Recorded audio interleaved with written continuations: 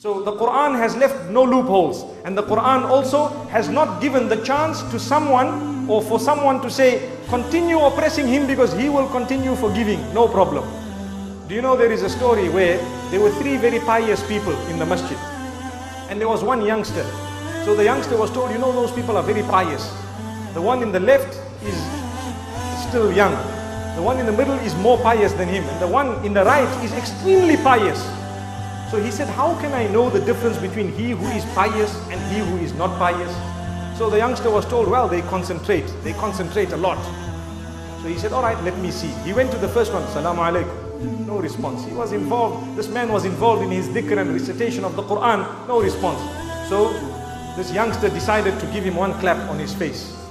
So the poor pious person got one clap on his face, and as though nothing had happened, he continued reciting. Now the man says, yes, truly these people are pious, and the sign of it is that they don't even notice what goes on around them. Let me go and see the one who's more pious than him. So he moved slightly to the right, and he greeted again, no response. He gave this man one solid clap. The man got up and says, is your hand okay, brother? Is your hand okay, brother? So this man was shocked to say, he is not conscious of what happened to him, but he is conscious of the pain that came on my hand. Allahu Akbar. Look at how pious he is. So now this is obviously teaching people how to forgive, isn't it? They didn't even discuss that it was a sin.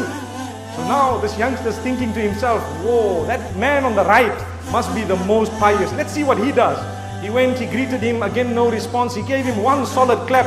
That man got up and gave the youngster two claps. So the youngster says, but I thought you were the most pious. He says, someone somewhere needs to stop you clapping people. So this is why we need to study in Islam. We need to look at what is the best remedy for that particular situation. Sometimes you can forgive people, but if you continue forgiving them, who's going to stop that oppression?